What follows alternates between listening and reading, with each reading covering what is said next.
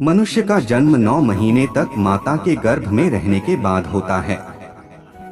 ठीक इसी तरह मृत्यु आने से 9 महीने पहले ही कुछ ऐसी घटनाएं होने लगती हैं जो इस बात का संकेत देती हैं।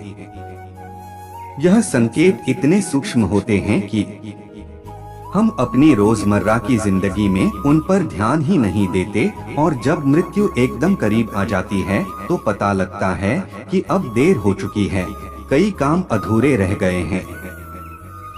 ऐसी स्थिति में अंतिम क्षण में मन भटकने लगता है और मृत्यु के समय कष्ट की अनुभूति होती है।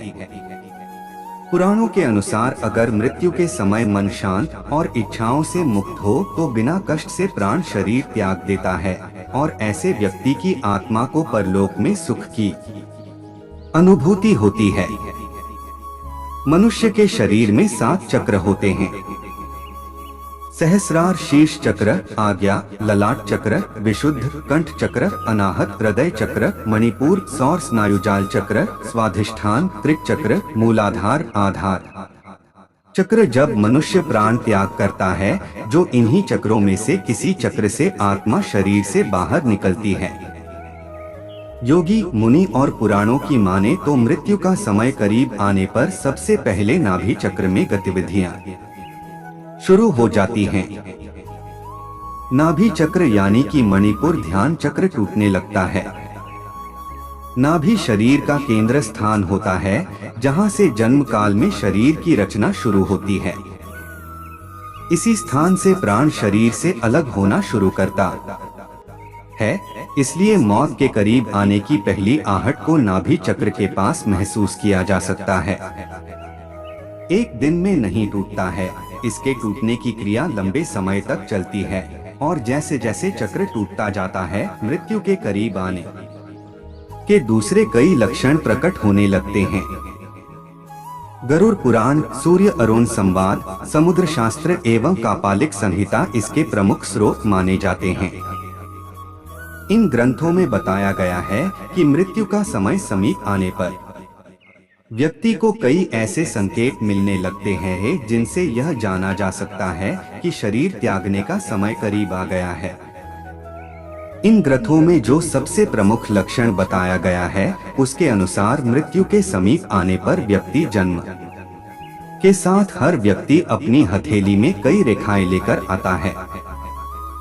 हस्तरेखा के जानकर कहते हैं कि यह ब्रह्मा का लेख होता है, जिसमें व्यक्ति की सांसें यानी वह कितने दिन जीवित रहेगा यह लिखा होता है। हस्तरेखा पढ़ने वाले इन्हीं रेखाओं को देख पढ़कर व्यक्ति की भविष्यवाणी करते हैं। अगर आप भी अपनी हथेली में मौजूद रेखाओं को गौर से देखेंगे तो पाएंगे कि यह रेखाएं समय समय पर बदलती रहती हैं। जब आप गंभीर रूप से बीमार होते हैं तो रेखाएं धुंधली होने लगती हैं। समुद्र शास्त्र कहता है कि जब मृत्यु करीब आ जाती है तो हथेली में मौजूद रेखाएं अस्पष्ट और इतनी हल्की हो जाती हैं कि यह ठीक से दिखाई भी नहीं देती हैं। जिस तरह घर में नए सदस्य के आने की खबर मिलने पर हम मनुष्य उत्साहित रहते हैं और उनके स्वागत की तैयारी करते हैं, कुछ इसी तरह जब कोई व्यक्ति संसार को छोड़कर परलोक की यात्रा पर जाने वाला होता है तो परलोक गए उनके पूर्वज और आत्माएं उत्साहित रहते हैं और अपनी दुनिया में नए सदस्य के आने की खुशी में रहते हैं। इसलिए मृत्यु के करीब पहुंच चुके व्यक्ति को अपने आसपास कुछ सायों के मौजूद होने का एहसास होता रहता है। ऐसे व्यक्तियों को अपने पूर्वज और कई मृत व्यक्ति नजर आते रहते हैं। कई बार तो व्यक्ति को इन चीजों का इतना गहरा एहसास होता है कि वह डर जाता है। सपने में मृत व्यक्ति और पूर्वजों का दिखाई देना भी मृत्यु के करीब आने का संकेत होता है। सूर्य अरुण संवाद एवं स्वप्न शास्त्र में बताया गया है कि जब किसी व्यक्ति की मृत्यु करीब आ जाती है तो उसे अशुभ स्वप्न आने लगते हैं। व्यक्ति खुद को गधे पर सवार होकर यात्रा करते हुए देखता है। सपने में मृत व्यक्ति और पूर्वजों का दिखाई देना भी मृत्यु के करीब आने का संकेत होता है। खुद को बिना सिर के देखना भी मृत्यु नजदीक आने का इशारा होता है। मृत्यु करीब आ चुकी होती है तो व्यक्ति को अपने करीब बैठा इंसान भी नजर नहीं आता है। कहते हैं कि परछाई हमेशा साथ चलती है, इसलिए अपने कई बार अपने आसपास अपनी परछाई को देखा होगा।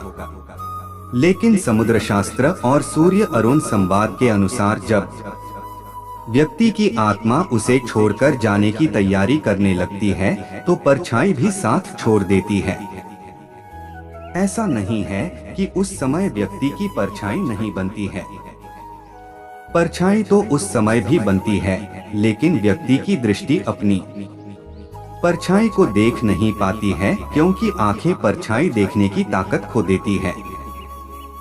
गरुड़ पुराण कहता है कि जब बिल्कुल मृत्यु करीब आ चुकी होती है तो व्यक्ति को अपने करीब बैठा इंसान भी नजर नहीं आता है। ऐसे समय में व्यक्ति के यम के दूत नजर आने लगते हैं और व्यक्ति उन्हें देखकर डरता है। कोई न तो सांसों को बढ़ा सकता है और न कम कर सकता है। जब तक सांसें चलती है तब तक जीवन है, जैसे ही सांस रुक जाती है व्यक्ति मृत घोषित कर दिया जाता है। इस तरह जीवन का आधार सांसें हैं, इसलिए जब मनुष्य पैदा होता है तब से मृत्यु तक उसकी सांसें लगातार चलती रहती हैं। कोई न तो सांसों को बढ़ा सकता है और न कम कर सकता है।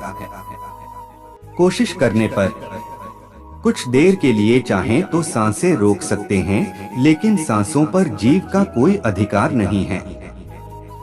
गरुड़ पुराण कहता है कि जब तक जीवन चक्र चलता रहता है तब तक सांसें सीधी चलती हैं।